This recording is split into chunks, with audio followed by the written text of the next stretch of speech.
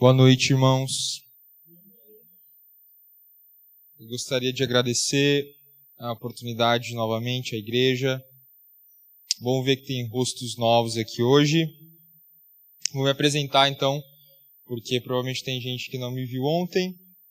Sou João Pedro Anzelotti Maia, tenho 23 anos. Estou quase concluindo a minha graduação no seminário Martim Bucer, lá em São José dos Campos.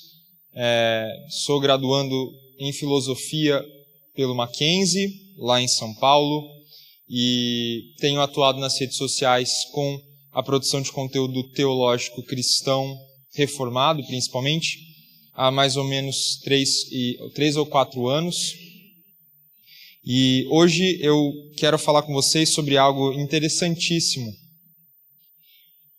que Paulo escreve para os Filipenses na sua carta aos Filipenses, do capítulo 1, dos versos 27 a 30. A gente vai ler esses versos. Eu quero dizer que é muito interessante como o Senhor, de forma graciosa, falou bastante coisas que o Samuel falou aqui para a gente. Inclusive ontem, muitas coisas que a gente cantou e que a gente falou no devocional se encaixam junto com a pregação e a gente não combinou isso. Então, eu fiquei pensando ali como Deus foi gracioso, né, em todo esse ensino. Afinal de contas, a gente aprende na igreja, não é só no momento da palavra, né? A gente aprende quando a gente está cantando também. A música também ensina.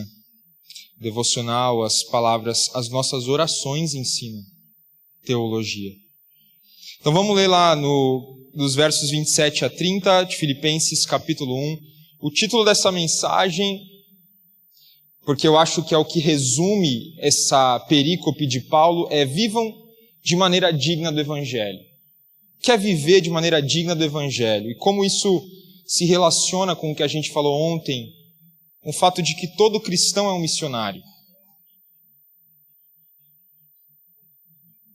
Paulo diz assim: não importa o que aconteça,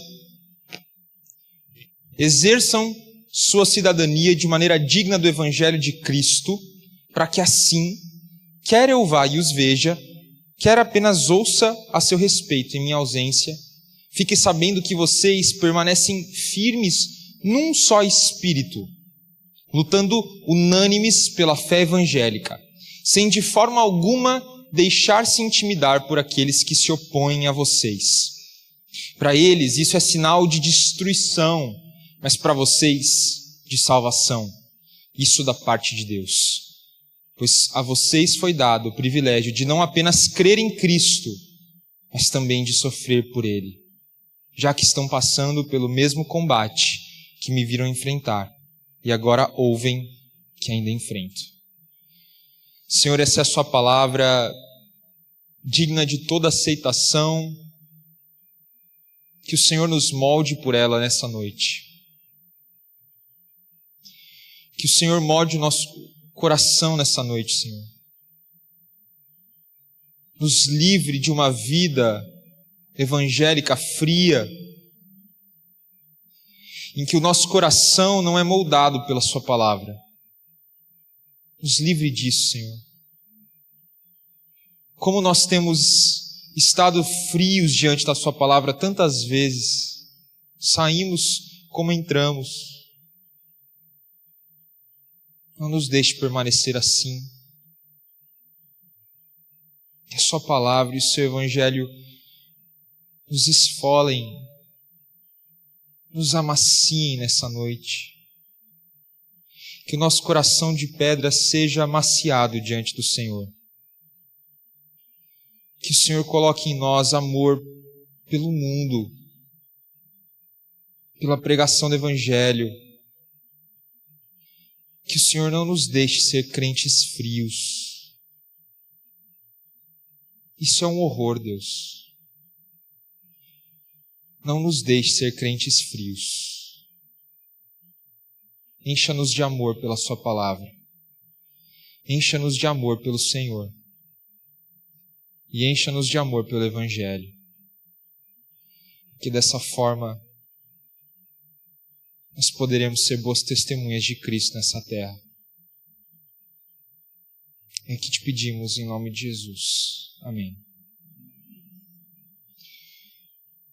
Para a nossa segunda mensagem, eu achei melhor pregar algo que refletisse algumas das preocupações dos nossos dias. Vivam, acima de tudo, de modo digno do Evangelho de Cristo. Essa é a frase principal desse texto que vai nortear a mensagem dessa noite. E embora eu queira explorar todos esses versos com vocês, eu acredito que essa seja o resumo do que Paulo está querendo dizer aqui. Eu quero começar chamando a sua atenção para uma tensão que existe na vida de todo cristão, enquanto ele não é levado a habitar num lar celestial, enquanto Deus não refaz todas as coisas para novos céus e nova terra. Nós vivemos uma tensão na qual nós somos cidadãos tanto de um lar e um lugar aqui, quanto de um lugar de lá.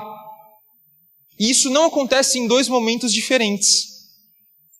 Os presbiterianos normalmente sabem que a escatologia da Igreja Reformada ensina sobre uma sobreposição de eras, na qual a realidade por vir já se tornam reais agora. Isso é um aspecto interessante porque nós já somos cidadãos de outra pátria. Nós somos peregrinos.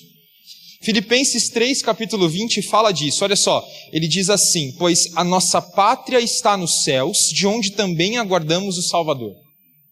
Então, existe um comprometimento, uma lealdade com essa outra pátria. Mas Paulo não deixa de falar do nosso compromisso com a nossa pátria daqui. Só que quando a gente fala dessas duas conjuntamente, nós normalmente experimentamos uma tensão, uma dificuldade muito grande de combinar essas duas coisas. Deixa eu falar o que essa tensão normalmente promove no nosso meio. Em primeiro lugar, nós temos medo de como nós devemos reagir quando há conflitos de interesses. Pensa bem, quando o ser leal à nossa nação entra em conflito com ser leal à nossa pátria celestial, você normalmente tem medo. Como é que eu devo reagir nesses momentos? E minha família? E o meu emprego? O que significa ser um cristão aqui quando esses conflitos surgem? Quanto será que eu tenho que falar? Até onde que eu tenho que ir? Ou será que eu chuto balde, como a gente fala? Então, essa tensão promove, em primeiro lugar, um certo medo quando a gente imagina esses conflitos de interesses entre as duas pátrias. Um segundo sentimento que eu acho que essa tensão produz é de ira. Ira quando uma das duas cidadanias não parece valer a pena. É o caso de você olhar, por exemplo, para essas últimas 2 semanas, que teve por ocasião essas queimadas intensas, e até mesmo aquela queda de avião em Valinhos, São Paulo, não sei se vocês ficaram sabendo disso. Esse tipo de notícia, muitas vezes, brota ira na gente. Então ela não só produz medo, mas ira, porque você fala assim, cara, eu não sou cidadão de nada aqui. Eu não suporto isso que está acontecendo. Essa realidade é muito dura. Tem vezes que ela me bate e me dói demais, e me causa raiva. Ira é um sentimento muito comum quando nós enfrentamos essa realidade. Mas um terceiro sentimento que eu acho que eu levantaria é a aspiração que nós às vezes temos de encontrar alguma cidadania terrena que seja correspondente à cidadania celestial. A gente tem vontade de ir para algum lugar, às vezes, que pelo menos seja um pouco melhor do que aqui. Não é assim? Talvez você diga assim, não, JP, igual aqui não tem. Mas pelo menos um lugar que seja um alívio dos males que eu sofro aqui. É o caso daquelas aspirações que a gente tem, seja quando jovem, seja quando mais velho, de quando a gente fala que a gente quer construir a nossa vida em outro lugar, num outro país. Não é verdade? Então, o que eu quero dizer é que existe essa tensão. Às vezes essa tensão promove medo, às vezes ela nos promove ira, e às vezes ela até nos desperta sonhos. às vezes os três ao mesmo tempo. Mas qual que é a nossa reação? Qual que deve ser a nossa reação diante dessa tensão?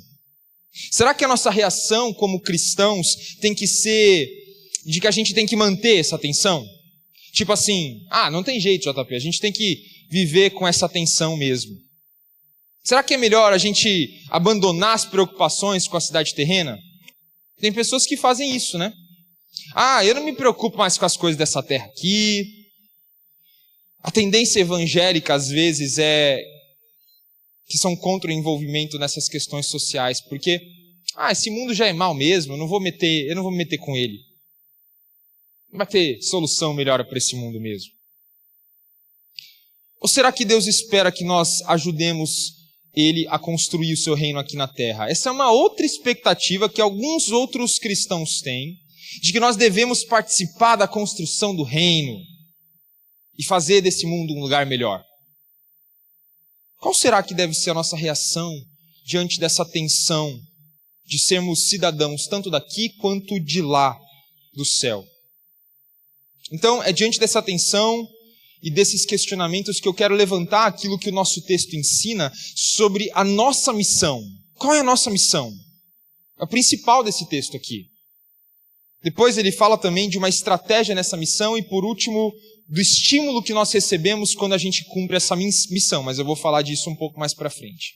Então, eu queria que você anotasse 3 palavras-chave, ou pelo menos, se você não tiver com um caderno ou com um celular aí, anotar na sua mente mesmo. Missão, estratégia e estímulo. Nós vamos falar dessas 3 coisas aqui hoje. Mas eu vou começar falando de missão.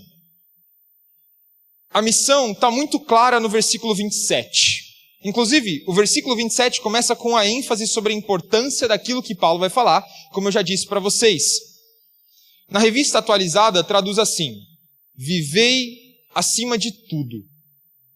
Esse acima de tudo é o tipo da coisa que tem que chamar sua atenção. É quando ele fala assim: e de tudo isso aqui que eu estou falando para vocês, isso é o mais importante. Você fala assim, cara, olha, ele está falando do mais importante aqui. Eu tenho que escutar e prestar atenção nisso aqui. O mais importante que Paulo está dizendo é isso. Então, o acima de tudo é, presta atenção nisso aqui. Isso aqui é fundamental. Isso aqui você tem que guardar. Você não pode passar disso aqui sem prestar atenção nisso aqui que eu estou dizendo. Acima de tudo, olha só, vivam de modo digno do Evangelho de Cristo. Então, a nossa missão como igreja tem a ver com viver dignamente ou de modo digno do Evangelho. É importante que, antes de eu falar o que significa isso que o Paulo está dizendo, que Paulo está encorajando algo para os filipenses que ele já fazia, que ele já tinha sido visto fazendo pelos filipenses. Então olha só como Paulo exemplifica esse viver de modo digno do Evangelho. Primeiro, se você olhar comigo no capítulo 1, antes desse texto que a gente leu, lá no verso 12, acompanha na sua Bíblia, ele vai dizer assim: quero ainda, irmãos, certificar-vos de que as coisas que me aconteceram... Olha só, ele está falando do seu passado, dos aprisionamentos, das surras que ele levou, das perseguições que ele sofreu e tudo mais. Ele fala, tem contribuído para o progresso do Evangelho. Ele começa dizendo que o seu passado é explicado, ou melhor, faz sentido à luz do Evangelho. Ele começa dizendo que o seu passado faz sentido à medida em que o Evangelho vai sendo espalhado. Seu passado é explicado à luz da expansão do Evangelho. Mas não só a sua vida passada. Olha o que ele fala do presente a partir do versículo 14. Ele fala assim: e a maioria dos irmãos, estimulados no Senhor por minhas algemas, ousam falar com mais desassombro da palavra de Deus. Alguns efetivamente proclamam a Cristo por inveja e porfia. Outros, porém, o fazem de boa vontade. Estes por amor, sabendo que estou incumbido da defesa do Evangelho. Aqueles, contudo, pregam a Cristo por discórdia e insinceramente, julgando suscitar tribulação às minhas cadeias. Todavia, que importa? Uma vez que Cristo de qualquer modo esteja sendo pregado, quer por pretexto, quer por verdade, também me regozijo. Sim, sempre me regozijarei. Olha que Paulo fala, que no presente tem pessoas que pregam Cristo por razões certas e tem pessoas que pregam Cristo por razões que não são nobres. Ele fala, do que importa? O importante é que Cristo esteja sendo pregado. Então, é como se ele estivesse dizendo para os filipenses assim, não calem a boca daqueles que vocês acham que estão pregando por motivações erradas. Eles estão pregando a Cristo? Que bom, eu me alegro nisso. Ele entendia que as circunstâncias presentes, a luz de Cristo ser anunciado. O seu presente, inclusive o fato dele estar preso, mesmo com gente que está sendo encorajada pela sua prisão presente, para ele está bom. Ou seja, o seu presente, aquilo que ele estava vivendo na sua vida, mesmo que de muito sofrimento, era ilustrado à luz da expansão da mensagem de Cristo. E o seu futuro, não só o seu presente, também fazia sentido à luz de Cristo e do seu evangelho. Olha só o que ele diz no verso 20. Segundo a minha ardente expectativa e esperança de que em nada serei envergonhado, antes, com toda a ousadia, como sempre, também agora será Cristo engrandecido no meu corpo, quer pela vida, quer pela morte. Olha que interessante, Paulo sabia que independentemente dele continuar vivendo ou dele morrer, Cristo seria engrandecido. Então como é que Paulo olha para o futuro dele? Tudo em torno de Cristo ser anunciado, engrandecido. Tudo em torno de Cristo ser glorificado. Sua vida girava em torno disso. Então você percebe o que é viver dignamente? Paulo entende que toda a sua história passada, inclusive os anos em que ele perseguiu a igreja, nada disso era desconexo com o que ele tinha que aprender acerca de Cristo. Paulo entende o seu presente, sua prisão, e inclusive o que poderia acontecer com ele, que era a sua morte. Ele previa isso. Tudo isso à luz da mensagem de Cristo. Paulo, portanto, era alguém que havia mostrado aos filipenses o que era viver de modo digno do Evangelho. E viver de modo digno aqui significa demonstrar que Cristo tem supremo valor nas nossas vidas. É enxergar Jesus Cristo como aquilo que é mais precioso. Como aquela pessoa que faz a nossa vida girar em torno dele, em todo o tempo. Então Paulo, na verdade, está convocando os filipenses para fazer alguma coisa que ele já estava fazendo. A sua vida já demonstrava isso. E tem uma outra curiosidade no texto que ajuda a gente a entender essa passagem. Filipos era uma colônia romana. Para quem gosta de história, isso vai ser muito interessante. Como colônia romana, ela tinha alguns privilégios que algumas outras cidades do entorno não tinham. Alguns historiadores falam que lá era um lugar em que moravam muitos soldados aposentados que iam fincar as suas raízes ali. E lá eles tinham privilégios do tipo isenção tributária, eles tinham direito ao exercício ao direito romano, como outras cidades da região não tinham. E a gente consegue perceber isso em Atos capítulo 16, que é o lugar de Atos em que a igreja de Filipos começa a surgir. Só que tinha uma coisa que era mais querida e mais preciosa em Filipos, nessa colônia romana, que era chamado o direito italiano. O direito itálico, na verdade, né? Ius Italicum, que era o seguinte: em Filipos, você era tratado como se estivesse em solo italiano, em solo romano. Você poderia receber todos os privilégios e toda a proteção e toda a segurança como se você estivesse na própria capital. Então, os cidadãos de Filipos se orgulhavam muito do seu status. Afinal de contas, eles eram uma extensão de Roma. Eles eram uma cidade diferenciada das demais. Só que esse orgulho que eles tinham desse status vai ser usado por Paulo como conexão daquilo que ele está querendo tratar nessa passagem. Então agora veja o que ele quer dizer à luz desse status de colônia romana que Filipos tinha. Quando ele fala, vivei acima de tudo de modo digno do Evangelho de Cristo, tem uma coisa interessante aqui que eu quero destacar. A palavra vivei, que a gente leu, melhor traduzida na NVI, quando fala sobre cidadania, acredito que seja a melhor tradução que a gente possa ter. Porque, na verdade, literalmente o que Paulo está dizendo assim portem-se como cidadãos, como a gente leu no começo. Paulo vai usar a ideia de que você ter aliança a algum estado, esse fato, para mostrar como é que um cidadão deve se portar. Então, por isso que ele diz, portem-se como cidadãos. Ou seja, vivam de uma forma que combine com a cidadania de vocês. É isso que ele quer dizer. E ter ciência dessa cidadania, e aqui ele não está falando necessariamente da cidadania filipense, Ele está falando da sua lealdade à pátria celestial, que ele vai mencionar inclusive no capítulo 3 de Filipenses. Só que ele conecta com o orgulho que eles tinham na sua própria cidade. E Paulo não está condenando aqui o orgulho que os filipenses tinham na sua cidade. Isso é uma coisa muito interessante para a gente. Em nenhum outro momento da carta de Filipenses você vai ver Paulo dizendo assim, vocês se orgulham da cidade que vocês moram? Que absurdo, não façam isso.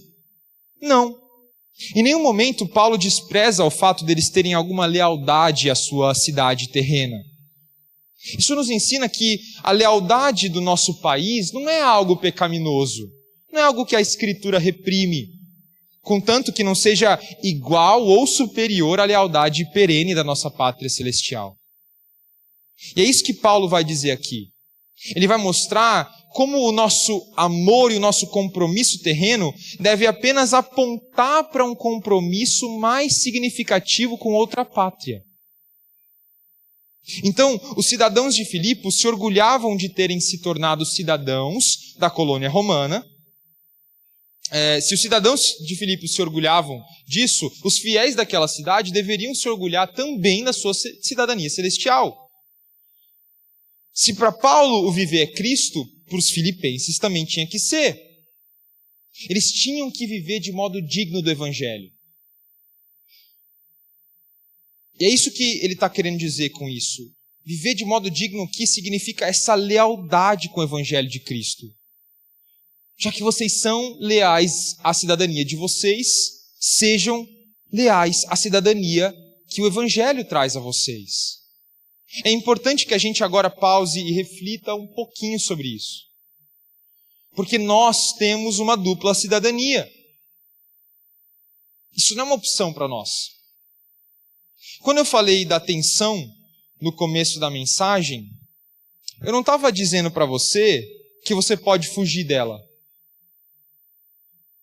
Eu não estou dizendo nem que você deve fugir dela. Porque ela é inevitável. Nós somos cidadãos, tanto daqui quanto de lá, se nós cremos em Cristo.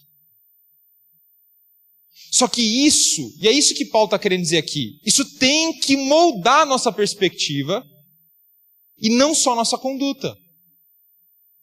Perceba que se a gente está no mundo, nós não somos do mundo, como eu falei ontem. Só que não significa que a gente despreza qualquer atividade que tem aqui no mundo. Porque a gente representa outra pátria, enquanto nós somos de uma pátria daqui. Então a nossa postura tem que ser de alguém que se envolve para o bem-estar de quem está aqui, em nome da pátria que nós representamos. Eu gosto muito de uma analogia que eu aprendi com a Nancy Pearcey. Ela fala assim, que a nossa postura nesse mundo não pode ser de imigrante. O que ela quer dizer com isso? O imigrante é aquela pessoa que vai para outro país para usufruir dos benefícios daquele país. Só que ele, de alguma forma, continua conectado à sua origem. Ele fala português, ele ainda assiste o Globo Internacional, continua comendo churrasco, continua jogando futebol, só que ele está lá em outro país. Ele não se adequou àquele lugar. Ele continua brasileiro, só que em outro lugar. Essa é a postura de imigrante. Assim como dos imigrantes que vêm também para o Brasil, que continuam mantendo as suas pequenas culturas.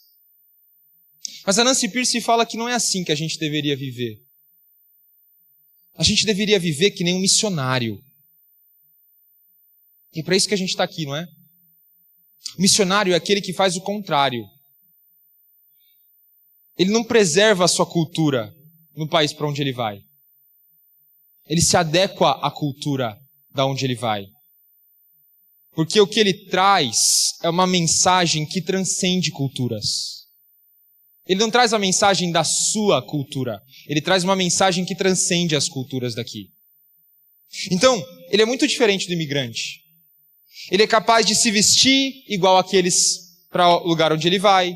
Ele é capaz de falar igual às pessoas daquela cultura. Ele é capaz de até comer igual. Porque o desejo dele é atrair aqueles que estão lá para ouvir a mensagem que transcende a cultura daquelas pessoas. Então, a nossa postura como cristãos não é de imigrante. Nossa postura tem que ser de missionário. E isso faz com que a gente pense sobre essa tensão como sendo o seguinte. Nossa cidadania aqui, que não é inexistente, a gente tem uma cidadania aqui, precisa ser pautada por nossa cidadania de lá. Porque nós precisamos entender como é necessário sermos brasileiros como os demais brasileiros. Ou, isso aqui é difícil, hein? Araraquarenses como os demais araraquarenses. Eu estou certo, pastor? Ou matenses como os matenses aqui. Eu sei que tem outras cidades, mas eu vou ficar me enrolando demais. Ixi, errei, tá vendo? Achei que era matense, gente. Não é do mato, não, né? É de matão. Olha só, errei. E está escrito aqui, eu escrevi errado. Mas trazendo uma perspectiva que molde a conduta com uma mensagem nossa que transcende culturas. É importante que você entenda isso. Paulo quer que isso aconteça na vida dos filipenses. Não só quando ele está presente, ele fala inclusive na sua ausência. Olha o que ele fala lá no final do verso 27. Para que eu, ou indo ver-vos, ou estando ausente, ouça no tocante aos outros, que estáis firmes em um só espírito, como uma só alma, lutando juntos pela fé evangélica. A ideia aqui é que, estando indo ver vocês, ou ausente, eu ouço que vocês continuam vivendo dessa forma. Ou seja, mesmo na ausência do seu líder de igreja, do seu pastor, eles tinham que viver assim. Veja, essa é uma das melhores maneiras da gente demonstrar que nós somos maduros como igreja. Eu sei que essa igreja aqui já tem alguns anos de vida, né? Estava conversando com o pastor. E em termos humanos, 4 ou 5 anos pode parecer pouco ainda. Mas para quem já tem ouvido do Evangelho há mais tempo do que 4 ou 5 anos, nós, como diz o texto em Hebreus, nós já devíamos ser mestres. E uma das atitudes da maturidade é nós sabemos viver, não só junto dos nossos líderes, mas longe dos nossos líderes, à luz dessa dupla cidadania. De um modo que a nossa perspectiva de compromisso com a cidade de lá molde o nosso comportamento com a cidade de cá. Então Paulo quer que isso aconteça e que essa seja uma evidência de maturidade na igreja de Filipos. E eu estou aqui nessa noite para orar que isso aconteça com essa igreja também. Porque nós temos que começar a refletir mais e mais sobre como é que nós lidamos com esse Brasil que muito nos frustra de muitas formas. De tal forma que nós não jogamos fora a nossa cidadania brasileira e de que a gente também não tenha uma expectativa utópica de transformar o Brasil num pequeno céu. E nem o desejo de fuga para ir para um suposto outro céu em uma outra nação, aqui, e sim entender que a nossa cidadania aqui precisa ser moldada pela nossa cidadania de lá. Isso é importante demais para vocês entenderem hoje. A segunda coisa que o nosso texto ensina, para que nós saibamos agir em conformidade com a missão, é, como eu disse, a estratégia. Porque se a missão é viver de modo digno do Evangelho, a missão da igreja é essa. A estratégia que Paulo vai dizer que ela tem que usar é a firmeza e a unidade na luta da fé. Isso aqui é muito importante. Essa é a estratégia do viver de modo digno do Evangelho. Firmeza e unidade na luta pela fé. Olha o final do verso 27. Que eu ouça que vocês estão firmes em um só espírito, como uma só alma, lutando juntos pela fé evangélica. Tem várias coisas bonitas aqui que eu quero destacar desse texto. Começando com estais firmes em um só espírito. Embora a maioria das Bíblias traduzam espírito com letra minúscula, será que sua Bíblia está aí com espírito com letra minúscula? Eu creio que existe uma base suficiente para a gente entender que aqui ele está se referindo ao Espírito Santo de Deus. Deve ser o Espírito com letra maiúscula. Por quê? Porque Paulo está falando de uma unidade que lá no capítulo 4, no verso 1, ele vai falar de uma outra firmeza. Olha lá no capítulo 4, no versículo 1, que ele vai dizer: que vocês permaneçam firmes deste modo no Senhor. Isso é um texto paralelo. Aqui ele diz assim, firmes no Espírito. Lá é firmes no Senhor. Então, eu acho que ele está falando mais do que simplesmente firmeza de propósito. Ele vai até falar disso daqui a pouco, na próxima frase. Só que agora ele está falando de uma unidade sobrenatural. Uma unidade com o Espírito Santo. De que nós somos unidos pelo próprio Espírito Santo de Deus.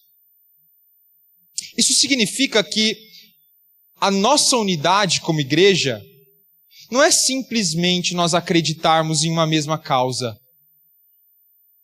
Sabe quando a gente vai fazer uma passeata, uma manifestação, porque a gente acredita numa causa em comum? Isso é algo que promove certa unidade.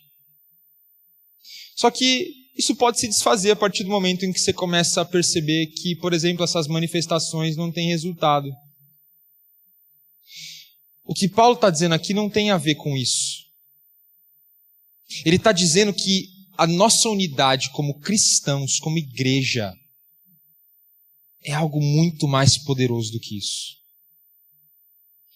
Nós não só lutamos por uma mesma causa, nós somos unidos por algo sobrenatural.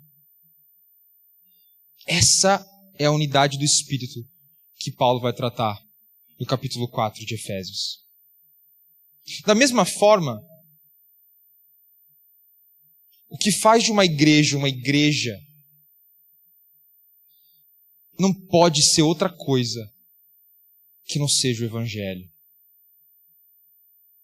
É só o Evangelho que faz com que a gente, tão diferente uns dos outros, em tantos aspectos, possa se unir como igreja. Isso é algo que não tem nenhuma semelhança com o mundo. Porque nós não estamos apenas unidos por uma mesma causa. Nós estamos unidos no Espírito Santo de Deus. Então, se é o Espírito que nos une, a nossa unidade não é só esforço nosso. Eu quero que você lembre disso que eu estou dizendo agora. A nossa unidade, em primeiro lugar, é uma obra que Deus faz na igreja. Mas o fato de ser obra de Deus não significa que a gente não se esforce para preservar a unidade do Espírito. Tanto que Paulo vai continuar falando disso. Lá em Filipenses ele vai dizer, tem uma frase bem conhecida, desenvolvei com tremor e temor a vossa salvação. E daí depois Paulo ele complementa dizendo assim, porque é Deus quem efetua em vós tanto querer quanto o realizar. Ou seja, ao mesmo tempo que Deus é quem faz isso, nós temos que desenvolver com temor e tremor a nossa salvação. A Escritura nunca diz que se Deus faz algo, então fica de boa. Não precisa se preocupar, não se esforça, não faz nada. Ela nunca diz isso. Porque na maioria das vezes em que Deus faz algo, Ele faz algo através de você. Então, de alguma forma, essa tensão é presente. Ao mesmo tempo, tudo de Deus e tudo seu. É ao mesmo tempo você fazendo e Deus fazendo em você. Então, quando Paulo fala de unidade, ele começa dizendo que essa unidade primeiro é sobrenatural. O Espírito Santo que promove essa unidade. Só que depois ele fala de uma unidade de propósito. Essa segunda frase que está aqui, olha só. Firmes em um só Espírito, como uma só alma. Esse é o segundo aspecto da unidade. Uma unidade com propósito. Ou seja, os filipenses tinham que se esforçar por pensar juntamente no Senhor. Está lá em Filipenses capítulo 4. Pensar juntamente no Senhor, ele vai dizer. Filipenses era uma igreja com muitas qualidades. E Paulo não deixa de ressaltar essas qualidades aqui. Por exemplo, ele fala que ele está muito grato pela ajuda financeira que eles têm demonstrado. Eles têm sido muito generosos. É uma igreja muito generosa, que contribui financeiramente. Paulo está grato a Deus por isso. Ele agradece a Deus na carta por isso. E menciona isso, inclusive, algumas vezes. Então ele sabe que a igreja dos filipenses é uma igreja que trabalha, uma igreja empenhada. Ele fala de pessoas que cooperam com ele no evangelho. Mas tem um problema nessa igreja, e que você vai ver ela em toda a carta de Filipenses. O problema dessa igreja era a falta de unidade. Havia um problema de tensões internas na igreja de Filipos. É por isso que no capítulo 2, lá no início, ele vai falar sobre considerar os outros como superiores a si mesmos. Porque existia muito orgulho nessa igreja. As pessoas se achando melhores do que as outras. Faltava unidade. E lá no capítulo 4 ele vai falar, eu não sei se vocês lembram dessas palavras difíceis, esses nomes, de Evódia e Sintique. Aquelas duas irmãs da igreja que tinham que procurar viver bem no Senhor. Ou juntamente no Senhor. Concordamente nas traduções mais antigas. Porque aparentemente elas eram mulheres que tinham uma posição de certa liderança, mas que não se davam muito bem na igreja. Elas trabalhavam sempre à parte uma da outra, porque elas não conseguiam fazer isso uma com a outra. Então Paulo vai falar com elas, vai convocar elas a quebrarem essa dissensão. Então a estratégia que ele vai propor para os filipenses é de que essa igreja precisa ter unidade, que haja esse lutar juntos. Ele vai dizer, Deus começou a igreja de Filipos com 3 conversões muito diferentes. Lá em Atos 16, como eu disse para vocês, a gente tem um registro do início do trabalho de Paulo lá nessa igreja, e ele fala que uma mulher chamada Lídia, uma vendedora de púrpura muito rica, muito influente, foi convertida. Mas ele também fala de uma escrava que era adivinha, e que por causa de um demônio que estava nela. E aí Paulo expulsa esse demônio e essa mulher se converte. E aí depois ele fala de um carcereiro que quase tirou a vida de tão desesperançoso que ele era com a vida. E aí, no entanto, ele foi trazido a Cristo. As únicas 3 conversões mencionadas lá em Atos são muito diferentes umas das outras. Você consegue perceber? São contextos de vida completamente distintos. Uma comerciante rica, uma escrava endemoniada, um carcereiro comprometido com a sua tarefa a ponto de tirar a própria vida, mas desesperançoso de alegria ou de sentido. Mas, no entanto, Deus junta essas 3 pessoas tão diferentes numa mesma igreja. Então, por um lado, quando a gente vê esse grupo eclético, a gente fala assim, ixi, JP, isso aí não vai dar certo. Não dá certo. A gente não anda com duas pernas direitas, né? Como diz o ditado. Não dá. Esse negócio aí é complicado demais. Mas olha como a providência de Deus é irônica. Deus está promovendo esse ajuntamento eclético para mostrar a unidade da igreja, que supera essas diferenças. Então perceba que Paulo está, num primeiro momento, conclamando mesmo os filipenses a serem firmes conjuntamente, corporativamente. Esse texto não tem que ser aplicado de maneira individual. Eu não quero que você entenda aqui hoje, quando você sair, não, olha, hoje o JP falou para mim que eu tenho que ser firme numa só alma. Firme com quem? Se é uma só alma, então tem que ser com outra pessoa. Se é um só espírito, tem que ser com uma outra pessoa. Então essa firmeza, esse lutar juntos, precisa ser corporativo. Essa é uma das coisas importantes sobre a gente ser igreja. E tem tudo a ver com a gente ser missionário. Porque a nossa igreja só vai ser saudável quando a gente tiver prazer em fazer as coisas conjuntamente. De estar junto com as pessoas. Ter prazer nisso.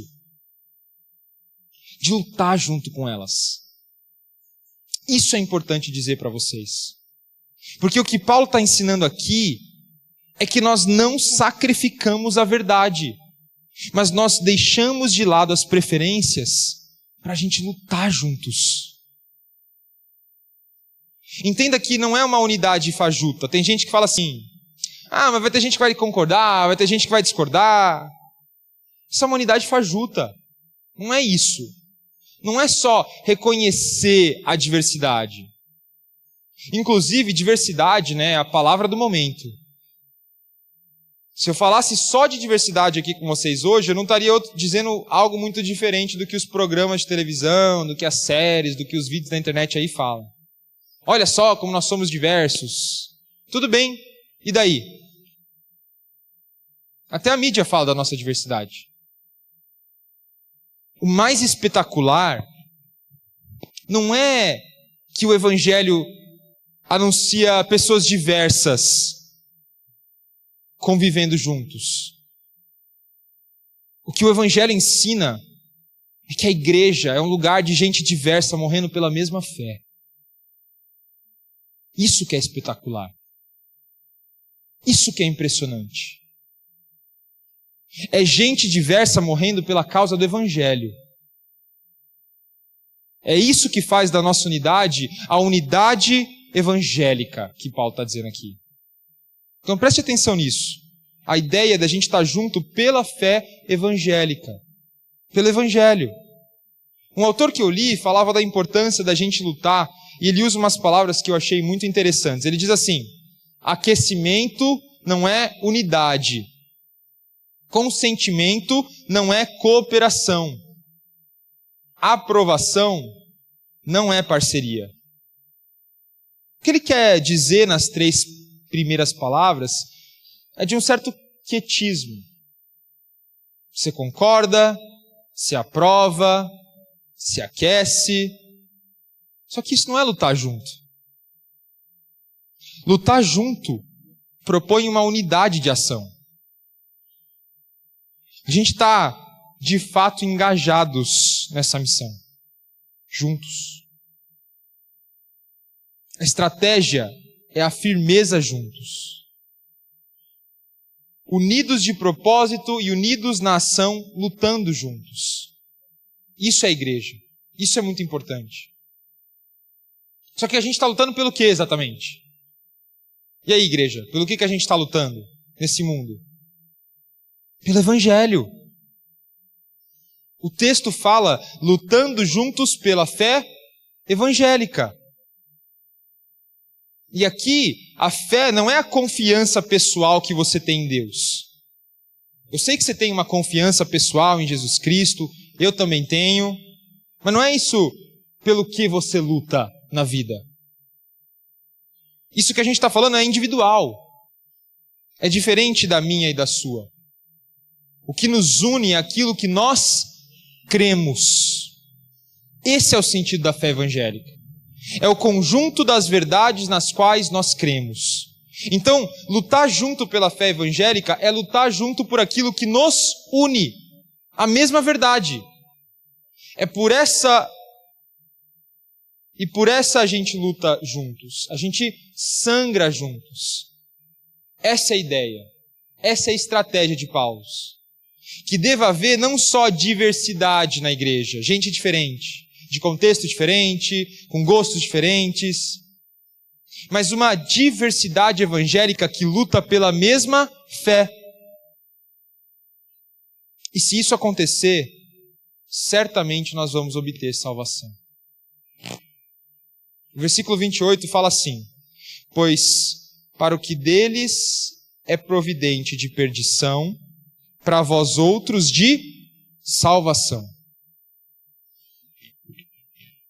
A ideia é de que nós teremos êxito no tempo do fim e Deus nos livrará das nossas angústias, enquanto outros sofrerão perdição.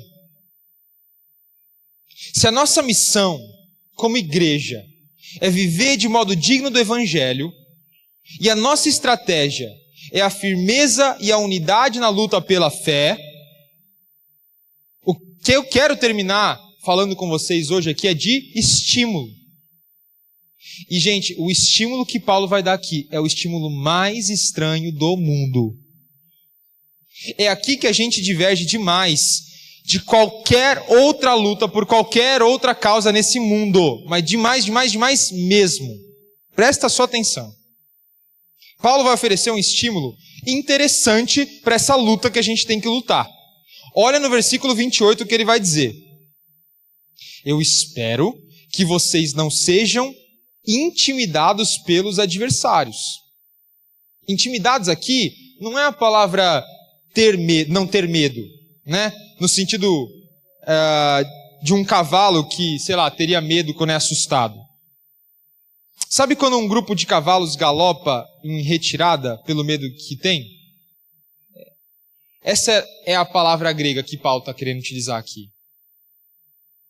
Então, ele fala assim, vocês não são intimidados. Vocês não são como esses cavalos. Vocês não saem e fogem. Vocês permanecem firmes.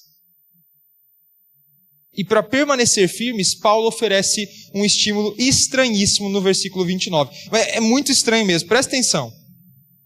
Leia lá o versículo 29. Porque vos foi concedida a graça de padecer por Cristo, e não somente crer nele. Você consegue perceber isso? O estímulo que Paulo oferece para mim e para você, o estímulo que o Evangelho oferece para mim e para você, é o seguinte: você, igreja, recebeu o presente de sofrer. Você, igreja, recebeu o presente de sofrer por Cristo. Olha que beleza. Quer ser estimulado agora? Você vai sofrer. Essa é a maravilhosa mensagem que eu vim trazer para vocês hoje. Só que ninguém quer ouvir isso. Se você falar assim na igreja, igreja, você vai vencer. Você fala assim, Senhor, obrigado, que culto maravilhoso. Em nome de Jesus eu vou vencer. Mas não é isso que Paulo está falando aqui. Ele fala, você vai ser perseguido. É isso que vai acontecer com você, cristão. Esse é um presente. E ele chama de graça. A palavra grega aqui é charis, é uma dádiva. Então imagina que no final do ano, nesse Natal, você vai abrir um presente que Deus vai dar para você. E aí nesse presente está o quê? Perseguição. Olha só, JP, eu recebi de Natal perseguição de Deus. É isso que esse texto está dizendo. Vocês serão perseguidos por causa de Cristo. Só que o texto não está falando de sofrimento aqui de forma ampla. Não é o sofrimento de quem está com parentes no hospital ou de quem está passando apertado financeiramente. Não é isso necessariamente que ele está dizendo aqui. O que Paulo parece dizer tem a ver com os sofrimentos decorrentes da oposição que o mundo tem a Deus. Parece que os filipenses estavam enfrentando oposição de outros inimigos da fé. De gente que não queria que o culto ao Senhor propagasse numa cidade romana, que era orgulhosa da sua devoção a César. Eles estavam, então, oprimindo os cristãos por causa disso. Agora, Paulo fala que eles tinham que ser confiantes, corajosos. Por quê? Porque eles tinham recebido a graça de padecer. Um autor que eu li fala que a palavra prova, no versículo 28, pode ser traduzida por sinal. E talvez seja uma referência àquilo que se fazia na arena onde os cristãos eram mortos. Sabe o joinha, deixa o like aí no vídeo do YouTube e tal? O sinal seria a ideia de que é como se Deus, quando Ele visse você sofrendo pela causa de Cristo, Ele fizesse um sinal de aprovação. Pensa no joinha. Quando Deus via os cristãos sofrendo por causa da pregação do Evangelho, aquilo que era sinal de perdição, para eles era um sinal de aprovação. Então, o sinal de aprovação para você é salvação. O sinal de perdição é para os seus perseguidores. É a ideia de que o mesmo sinal, a mesma prova que serve para você como salvação, para os outros é como se fosse perdição. O que Paulo está dizendo é que a perseguição que os filipenses sofriam, era um forte instrumento de testemunho. Por que Paulo entende como graça? É bom que a gente pense nisso um pouco. Em primeiro lugar, porque a perseguição era um testemunho. Porque não tem jeito mais impactante de testemunhar do que no meio da perseguição. Você lembra que em Filipos, Paulo e Silas foram chicoteados? Eles foram açoitados, gente. Depois que ele expulsou o demônio daquela jovem escrava, ele trouxe prejuízo para os donos daquela escrava que estava possuída pelos demônios. Então, eles foram açoitados por eles e foram colocados na prisão. E o que na prisão eles estavam fazendo, Paulo e Silas? Estavam cantando. Eles cantavam, com as costas todas rasgadas. Eu não estou falando de cantando porque nós estamos felizes. Deus tem dado tudo de bom para nós. Estavam cantando com as costas dilaceradas, em meio a muita dor.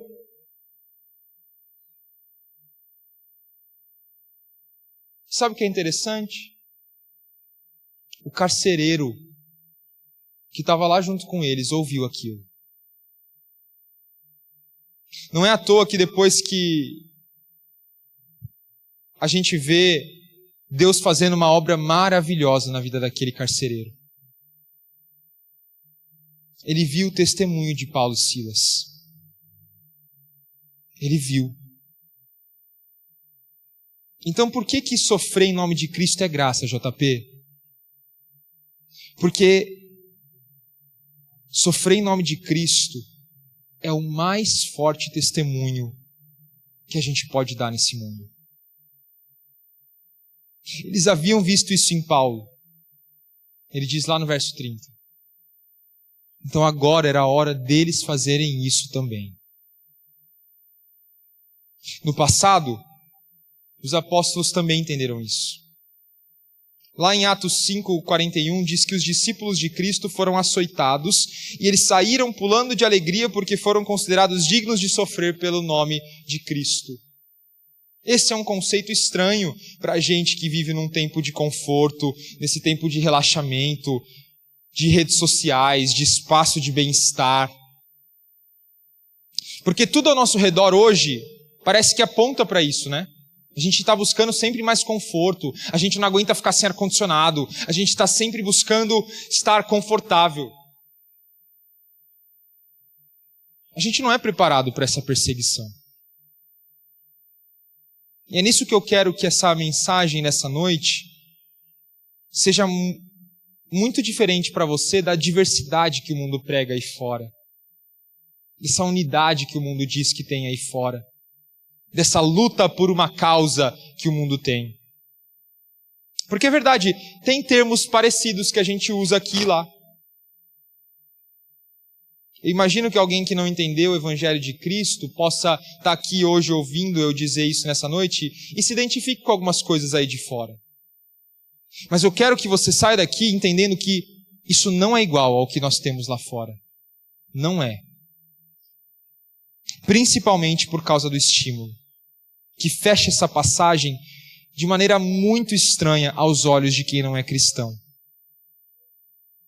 Dizendo, vocês receberam inclusive um encorajamento.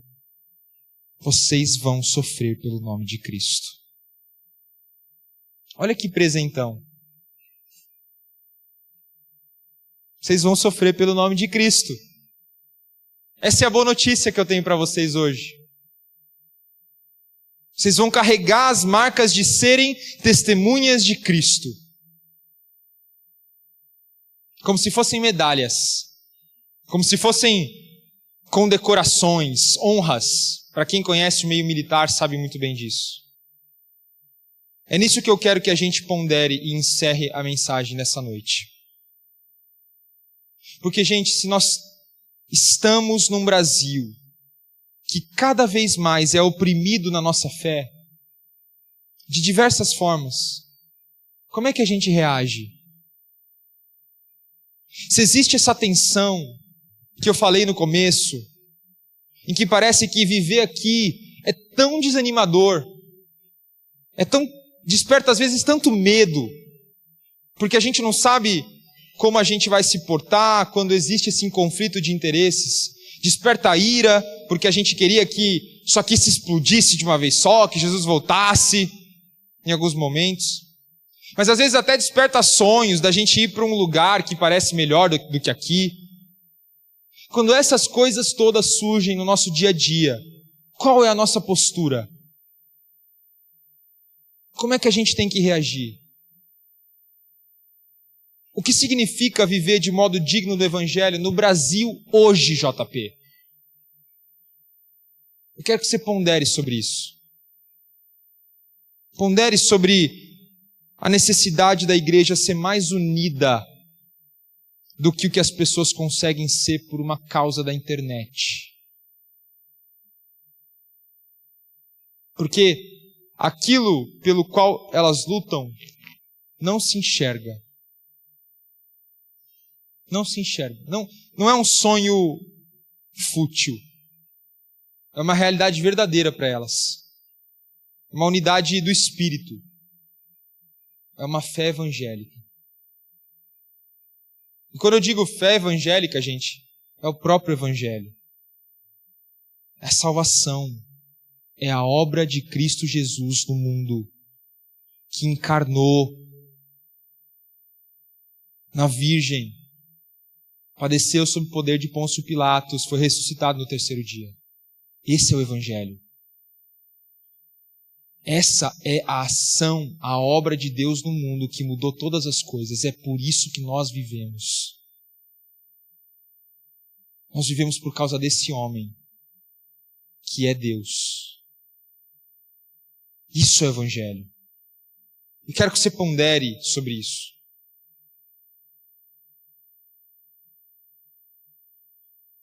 Sobre como que é viver no Brasil, como viver no Brasil, significa não desprezar a nossa nação. O Brasil que se exploda, eu não me importo mais com isso aqui, essa realidade já está tudo... Não é isso. Não significa desprezar a nossa nação. mas lutar para que Cristo seja visto em nós. Para que nós sejamos testemunhas de Cristo aqui. Lutar por isso. Lembra do texto de Jeremias? Mas que a nossa cidadania aqui seja pautada na nossa cidadania de lá. Em que a gente traz para o cenário público algumas das crenças fundamentais que marcam a fé evangélica. E que a gente não tenha medo de sofrer pela causa de Cristo. Porque se isso acontecer, se a perseguição acontecer, isso é um presente de Deus. Isso é graça. Queria encorajar você hoje, não com um cenário bonito à frente. Olha como o Brasil vai prosperar e vai ser crente, e todo mundo vai se ajoelhar amanhã, às 11h59. Olha, uma profecia aqui que eu estou recebendo. Eu queria encorajar você hoje, encorajar mesmo, essa é a palavra, com um cenário espinhoso que vem à frente. Eu sei que parece estranho. Parece estranho eu encorajar vocês dizendo assim: sejam fiéis e Deus vai trazer perseguição à igreja. Não parece encorajamento. Mas a Escritura encoraja a gente assim. A Escritura encoraja a gente assim. A não desprezarmos a nossa cidadania daqui e nem acharmos que Deus vai construir o reino dos céus aqui por nosso intermédio. Mas de vivermos a cidadania daqui à luz da cidadania de lá. Entendendo que certamente terão momentos de perseguição. Certamente. Mas esses momentos são graça. São dádivas do Senhor. Não é Deus abandonando você. Não é Deus largando mão de você e nem da igreja. Que a gente poderia olhar para Paulo e falar: olha como Deus abandonou Paulo. Será que Deus abandonou Paulo? Será que ele abandonou Silas? Será que ele abandonou os primeiros cristãos? Não. É o contrário.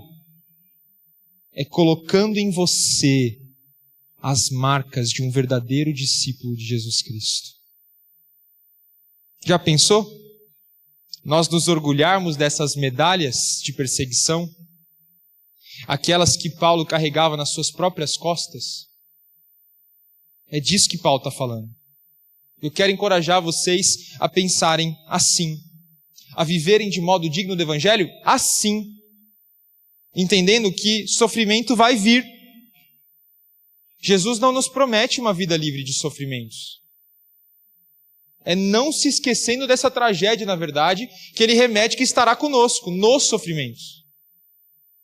Porque nós não lutamos sozinhos. Nós lutamos juntos.